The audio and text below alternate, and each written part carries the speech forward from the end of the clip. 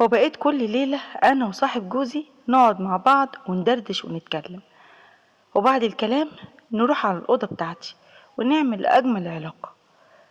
ما كانش متوقع إن يحصل الموضوع ده منه، مع إن جوزي بيثق فيه جدا وبيحبه قوي، لكن باين عليه كده هو طلع بيحبني أكتر. وكان بصراحة بيخليني أوصل لمرحلة عمري ما وصلت لها أبدا مع جوزي. عمري ما تصورت إن في راجل يقدر يخليني أوصل للمرحلة دي بسبب شوية حاجات بسيطة قدر إن هو يعملها معايا. صحيح إن أنا حسيت معاه إني أنا واحدة ست، بس هو كمان ومتأكدة من كلامي إن هو عمره ما شاف واحدة في جمالي أو في أنوثتي أو في أي حاجة فيا. خلوني أعرفكم بنفسي، بس قبل ما أعرفكم أتمنى إنكم تكملوا معايا القصة للآخر، علشان في شوية أحداث كده هتتمنوا إنكم تعرفوها. أنا اسمي عبير، عندي 32 سنة، متجوزة وبقالي فترة. جوزي يعتبر إنسان روتيني جدا، أسلوبه في حياته ثابت، مفيش أي حاجة بتتغير فيه، وأنا مش بحب كده. أنا متجوزة تقريبا من سنة وما كملتش السنة كمان، كان جواز صالونات. أول ما اتجوزته قلت إيه ما فيهاش حاجة، هيطلع راجل كويس وهيصرف عليا وكده كده هننبسط سوا بالليل، مش كده برضو؟ لكن للأسف كل حاجة كانت تمام إلا موضوع إن احنا ننبسط سوا بالليل ده. عمري ما انبسطت معاه، عمري ما حسيت معاه إني أنا واحدة ست. أنا كست كنت محتاجة راجل قوي، راجل يحسسني بأنوثتي، يعرفني إن أنا ست بجد ومحتاجة. لكن للأسف ده ما حصلش مع جوزي. كان زي ما تقولوا كده مش ناشف معايا، كان ناعم، ما كانش بيعمل الحاجات اللي أنا كنت بشوفها في الأفلام. فأنا نسيت أقول لكم إن أنا كنت بتفرج على الأفلام لفترة كبيرة، بحكم إن أنا اتجوزته وأنا عندي 31 سنة، أو تقريبا كنت داخلة على 31 ساعتها. فكنت بتفرج على الأفلام وبشوف مواقع، اتعرفت على شباب كتير وصداقات وكده. فكنت متخيلة إن أنا لما اتجوز واحد هيوصلني لأجمل مراحل، يعني أجمل مراحل في الموضوع ده أو في العلاقة ما بينه وما بينه. لكن للأسف ما لقيتش ده، لقيت عكس كده تماما، كأني كنت مع واحدة ست زيي. الفرق إن هو مكتوب في البطاقة راجل.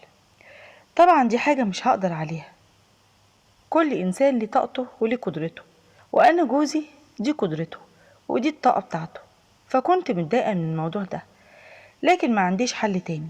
كل اللي أقدر أعمله إن أنا أمسك تليفوني شوية، أتفرج على ده شوية وعلى ده شوية، لغاية في مرة من المرات زهقت وكنت متضايقة جدا، علشان خلص معايا الموضوع بتاعنا بسرعة، بتاع بالليل فقلت له ايه، هو انت في ايه؟ انت كل مرة هتفضل تعمل الموضوع ده معايا كده؟ ما تحاول بقى، ما تحاول بقى تخليك راجل معايا شوية. لقيته اتضايق كده وعمال بيزعق فيا وساب البيت ومشي. طبعا ساب لي البيت فترة ساعتها. انا كنت متضايقة ان انا قلت له كده، علشان انا جرحت مشاعره، وزي ما تكون الكلام كده بتاعي ضايقه. اكيد الكلام بتاعي ضايقه، الكلام بتاعي يضايق اي راجل. لكن انا كنت وصلت لمرحلة اني انا محتاجة الموضوع ده، لدرجة اني انا ما قدرتش اتحكم في مشاعري وقلت له كده، قلتها له في وشه. وهو طبعا ما فهمش وما استوعبش اللي انا قلته، وبدأ طبعا ان هو يتضايق ومعاملته معايا تتغير. وانا بدأت اصالحه واقول له معلش، انا كنت متضايقة وكنت تعبانة وكده. يعني المهم جه بعدها بفترة حسيت ان هو بقى متغير معايا، بقى بيقولي ان هو اتعرف على ناس، في حد جديد مصاحبه، ليه واحد صاحب جديد اتعرف عليه، اتعرف عليه من على النت. قلت له طيب كويس، بحكم ان جوزي يعتبر ملوش اصدقاء كتير، مع انه غني وليه معارف كتير، بس ما عندوش اصدقاء كتير قوي. وقال لي ان هو عايز يعرفني على صديقه ده. قلت له ماشي. قال لي ان هو هيعزمه على البيت وعايزني ان انا احضر له شويه اكل وكده، وكان مشروب كده علشان القعده تبقى لطيفه. فقلت له من عينيا الاتنين. وفعلا اليوم اللي بعديه كنت مستنيه جوزي يجي وهو وصاحبه، وكنت مجهزه كل حاجه والامور كانت تمام والدنيا ماشيه كويس.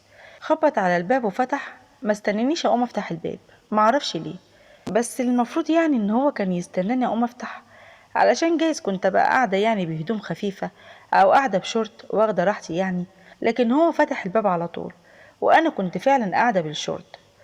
كنت ساعتها لابسة شورت والتيشيرت. خلوني بس اوصف لكم شوية حاجات تانية. انا زي ما يكون يعني كده مليانة شويتين، مليانة كده من تحت، ومن فوق رفيعة شوية، بس من تحت مليانة حبتين تلاتة.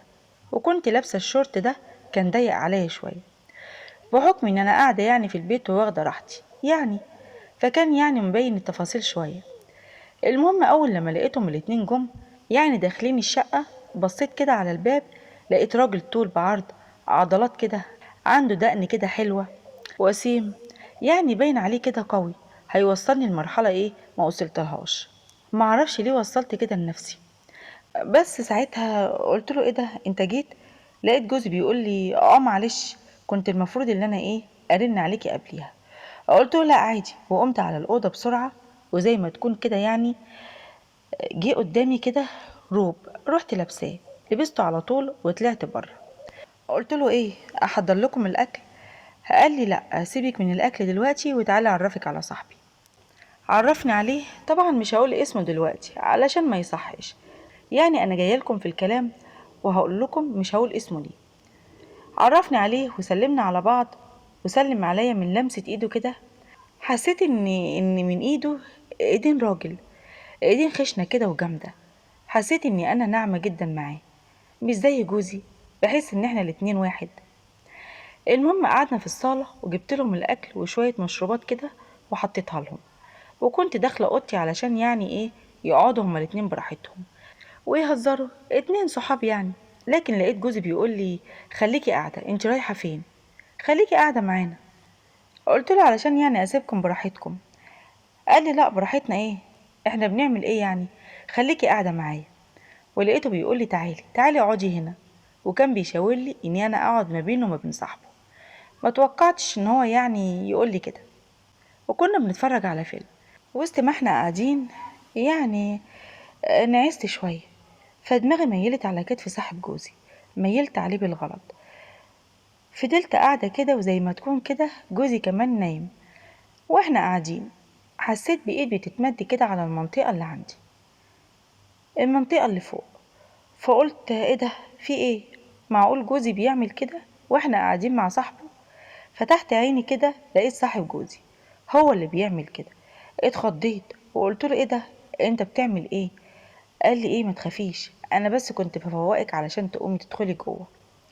بصراحة اتخضيت وقمت دخلت على الأوضة، قمت دخلت عليها على طول. ومن ساعتها وانا بفكر فيه ومش قادرة انساه ابدا، لدرجة ان انا بعدها بقيت بتواصل معاه لما جوزي يعني بينزل على الشغل او بيروح اي مشوار، علشان نتكلم سوا وندردش كده مع بعض. المهم الدردشة والكلام ده وصلت لغاية ان احنا بقى بيجي يعني يقعد معايا شوية لما بيكون فاضي، سواء بقى جوزي موجود او لا. والغريب في الموضوع ان جوزي كان بيجي بيلاقيه موجود، وكان بيبقى فرحان جدا ومبسوط منه، وبيقول له ايه انتوا بقيتوا صحاب ولا ايه؟ ده انا كده هغير منك بقى.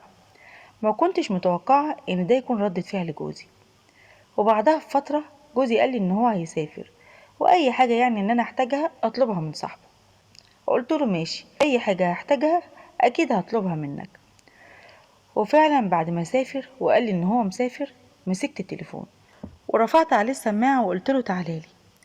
وفعلا صاحب جوزي جالي البيت، وساعتها عملت كل اللي انا كنت بتمناه. كل حاجة كنت بفكر فيها عملتها، عملتها مع صاحب جوزي. وهو كمان ما حرمنيش من اي حاجة، كل اللي انا كنت بطلبه منه كان بيعمله، مع اني يعني حاسة بالذنب ومتضايقة.